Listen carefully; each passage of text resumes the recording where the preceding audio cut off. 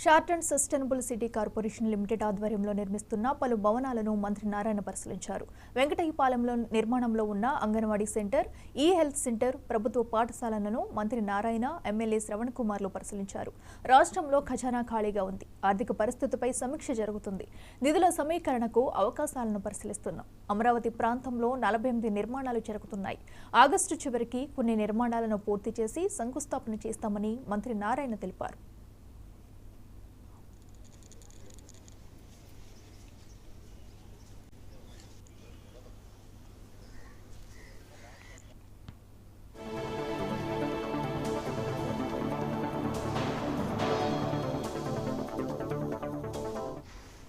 మన రాష్ట్రంలో ఆర్థిక పరిస్థితి ఖజానా ఖాళీ, ఏ డిపార్ట్మెంట్లో కూడా ఒక పైసా లేదు. కంప్లీట్గా ఆర్థిక వ్యవస్థని నాశనం చేశారు. ఏ ప్రభుత్వమైనా ఏదైనా ఒక బడ్జెట్ అంటూ ఉంటుంది. ఆ బడ్జెట్కి సంబంధించి ఆ బడ్జెట్కి ఏ అకౌంట్కి అయితే బడ్జెట్లో శాంక్షన్ చేస్తారో దాంట్లో ఖర్చు పెడతారు. అవేమీ లేకుండా కంప్లీట్గా చేశారు. అయితే అమరావతి రాజధాని రైతులు ఆ రోజు 2015 జనవరి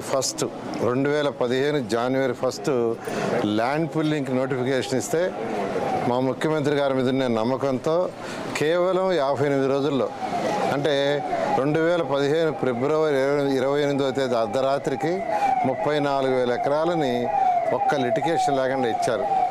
దానికి తగ్గట్టుగానే ముఖ్యమంత్రి గారు ఇక్కడ దీన్ని ఒక ప్రపంచంలో ఉన్న టాప్ 5 సిటీస్లో ఒక సిటీగా చేయాలని డిజైన్లు చేయించి టెండర్లు కూడా 41,000 కోట్లకి ఇచ్చి వర్క్ టేకప్.